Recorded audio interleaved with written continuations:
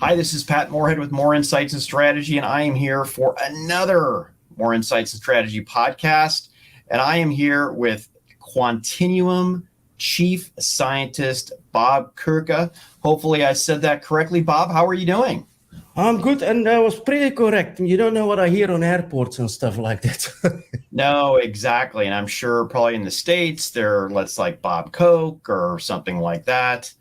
We're not the best here at speaking different languages in the United States, and I apologize for that. But hey, let's dive in. It's super exciting. I think I've only had two other chief scientists in here, but not only is it chief scientist, but it's quantum, which is like, puts you in a really small class of folks. So what does a chief scientist do? Good question. I mean, I didn't leave academics very long ago, so it was a completely new word for me. But suddenly I became a chief. So, in principle, it seems that I have to give the research vision to a large extent within the company, both towards the inside and also towards the outside world, like representing a little bit both direction. In practice, beside this global role, I also have a specific team here in Oxford, based in Oxford, not in Cambridge, just to make it really complicated. We used to be called Cambridge Quantum. And what we're talking about is mostly what my local team here in Oxford is doing. No, that's incredible. So let's just dive in, Bob. We're going to talk about natural language processing and quantum natural language processing in this part, one of our two-part series. But why don't we start off talking about what is the difference between natural language processing and quantum natural processing, aside from maybe the obvious? Well, it's actually less obvious than you think, in the sense that let's say what NLPs or natural language processing, it's pretty much everything you do when every day you interact with a computer and you use natural language, Siri stuff, Google searches and all of that. There you use natural language to interface with the digital world, so to say. Some stuff works really well, for example, predicting the next word. Some other stuff doesn't work really that well. For example, chatbots which become fascist in a few hours and things like that, which nobody really wants to happen. Now, QNLP isn't just like let's stick quantum in front of NLP. For us, it started in a completely different way. We didn't sort of attempt to change NLP. I can say something about this history later, maybe. But the big difference is that we immediately start to attack natural language processing in two particular ways. We really want to understand what's going on. And we can elaborate on that later, but we want to understand what's really going on within the system. Yeah. And so that we don't get fascistic behavior and things like that. Yeah. Secondly, it turned out that trying to do so, we got something which is quantum native in a way, which wanted to live on a quantum computer. And this makes it particularly suitable for quantum computers, of course, and that sort of puts us at the forefront of what's potentially the most promising thing which can come out of quantum technology. Yeah, I'm curious how the idea came about. Was it essentially, the old way of doing it wasn't good enough, and therefore quantum did it? Is that not at how all? It came Not to at be? all. Not at all. Not at all. Completely different story. So I came with a background of foundations of quantum mechanics, having had a PhD, but hardly could write a sentence correctly. Like, I'm really bad in this stuff. I was always really bad at school in language and stuff like that. Something which I did when I first arrived at Oxford is coming up with a new quantum formalism, a new way of representing quantum, reasoning about quantum, and this was entirely in terms of pictures. Formal pictures. Then I went to McGill, Montreal, to present this work, and I presented something called quantum teleportation. And in the room was the fathers of grammar theory, Jim Lumbeck. And when I described to him quantum teleportation, he screamed out and he said, "Hey, Bob, this is natural language. This is grammar." Said, "No, it's quantum teleportation." "No, this is grammar." Okay. So I went away. I thought, yeah, he's probably getting old or something like that. But he was completely right. It was completely right. The structure was exactly the same. And then, I didn't do anything with that because I knew nothing about natural language and stuff like that. But then Steve Clark is now the head of AI at Quantinuum. He came to the department where I was, and he asked me the question, Bob, do you know how can, in linguistics or NLP, there is a big problem. I mean, how can we combine grammar and meanings? Meanings as in people use now in machine learning and stuff like that, which is vectors, which is the same as quantum mechanics. And we knew that the structure of quantum mechanics is the same as grammar. So the answer was obvious. We just use quantum mechanical formalism to combine the two. At that time, we weren't even thinking quantum. We were just solving a problem of, which has nothing to do with quantum, of combining language, grammar, and meaning. Okay, so what happened next is, like Steve and some other people we worked with, they were trying to put this in practice, our new theory, and they were struggling because the classical computer couldn't really deal very well with that theory. So the next thing we did was then testing it on see what happened theoretically if we stick it on a quantum computer. I did this with my student Will Zheng, who's now the head of quantum at Goldman Sachs.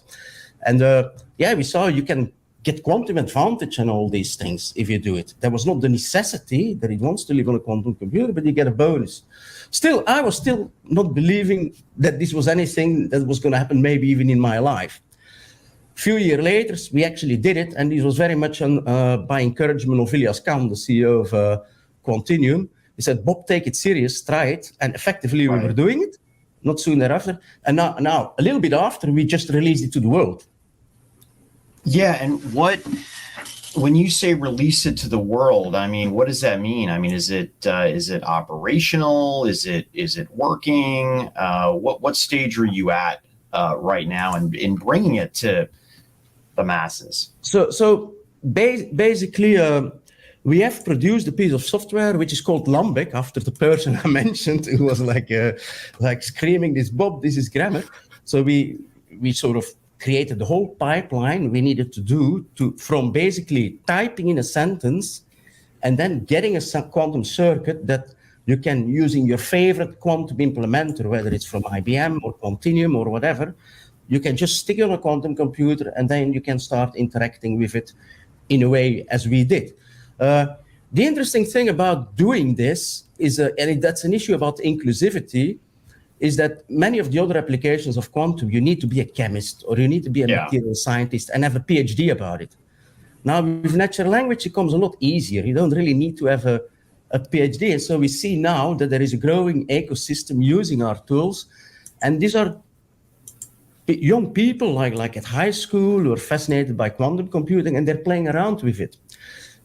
We also have used the same tool to actually make some music, and quite a few people are now doing that too. So I've heard the company use the expression bringing a new language for quantum. Can you talk a little bit about what that means? So yes. I mean, this is what I've just said before in the story, that all starts with me with a new language for quantum. And so that's basically after many years of work, there is this book. I got you. Picturing quantum processes, big and fat.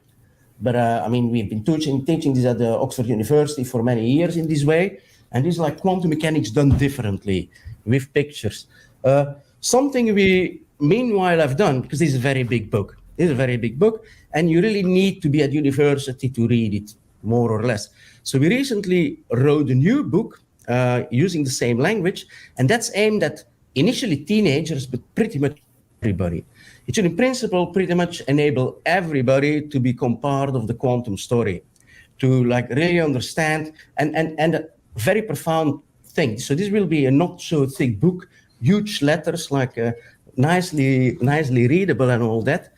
And we also are accompanying that with an experiment, which we are doing jointly with Oxford University and IBM, where we're going to show that if you give this new book and this new language to teenagers, that it can actually outperform Oxford University students who know quantum, trying to solve the same problems the old way. Right. So I mean, if teenagers can do this, and then we clearly have made quantum inclusive for a broader world, and that will benefit the entire quantum ecosystem. system and the entire tech ecosystem, to be honest. So just want to be precise in this. You came up with a new formalism for quantum, but is that independent of NLP, or does that include natural language? Well, initially we did this thing specifically. I mean, I was only thinking quantum. And I thought this would be something very specifically quantum. But then there was like Lambek who told me this right. is common. So then the next thing we did was using the same language to combine, as I said, meaning and grammar, like meaning and the way meanings interact. You know, if you put words together, they form a whole. So from the meanings of the words, you create the whole, and vice versa. Sometimes the context also provides the meaning of a word. If without a context, a word can mean very different ways. So this goes in all directions, this flows. The same about sentences, making up text and all that. So that was the first thing we did. The first thing we did was how to put words together and form a sentence. Now, meanwhile, starting to really think of language more from a quantum perspective, and the way we actually have been implementing it on quantum computers, we saw that we can go further and also come up with a theory which actually puts sentences together to form text in a very logical, mathematical formalism. And what we discovered doing that, which was really beautiful, is, I mean, people are separated by different languages all the time. They can't communicate to each other because they speak different languages.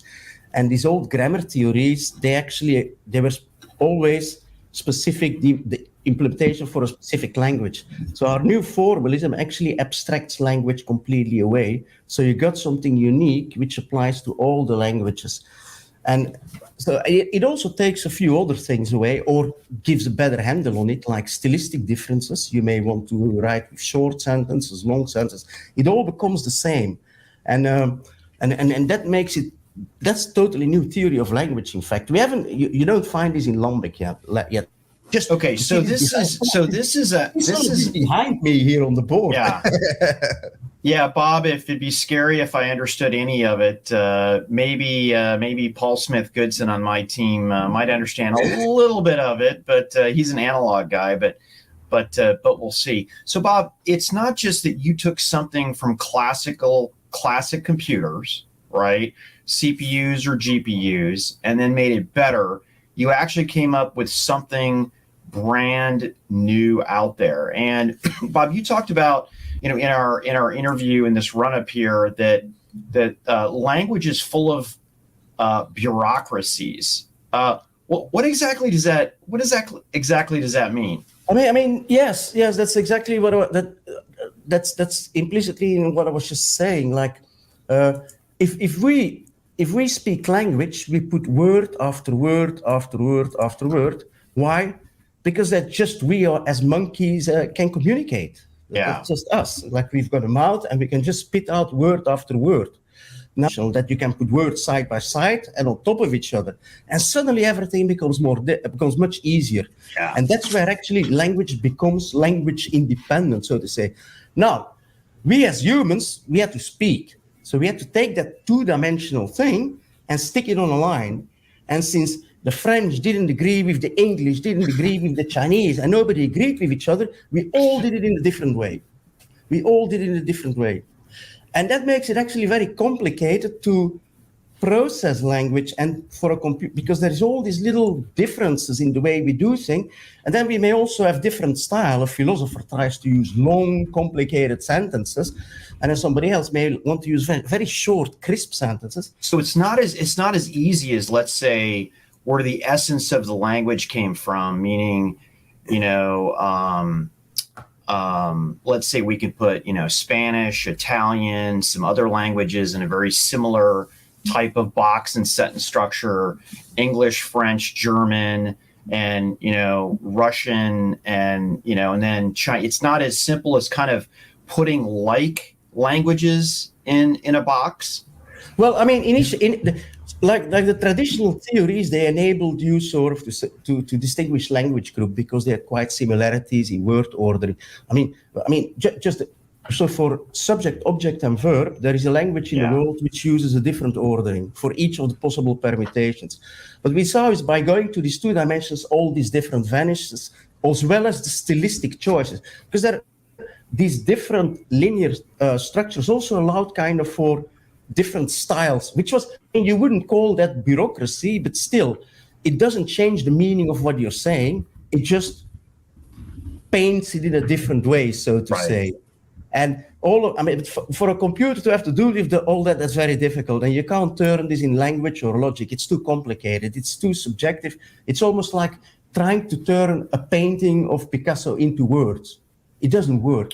And so this sort of simplification was essential for us to do. But then the upshot to actually go to this special representation of language had a huge upshot from the quantum perspective. Because suddenly, when you say a text, it's like an evolving story. Right. When you speak or you read something, it's like an evolving story. And we represent this language as an evolving story, free from all the bureaucracy. And in a way, and then this is a circuit, and it starts to look exactly like a quantum circuit, like say a chemical process that's evolving, or a material process that is evolving. Right. And that's exactly what quantum computers were initially made for. If you got something which is like a quantum process that evolves, then you better use a quantum computer. That's what Feynman, the Nobel Prize winner from 40 years ago, said.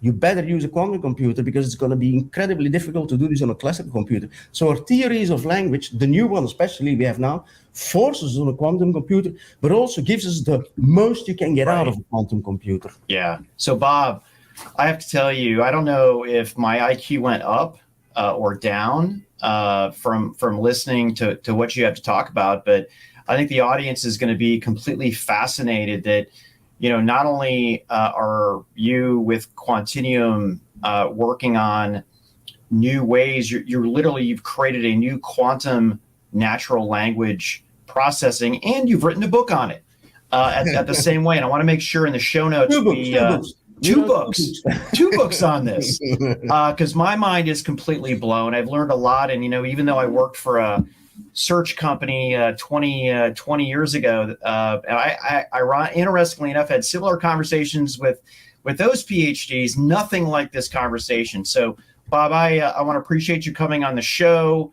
I cannot wait to put the links and actually read more up on this. And if you like the show today, please subscribe and go check out Bob and what he's doing for Quantinuum. So thanks, and have a great day, everybody. Bob, thanks for coming on. Okay, thank you. No, it was fun. Yeah. I know we share some common interest in terms of music and stuff like that. Absolutely. We can get into that maybe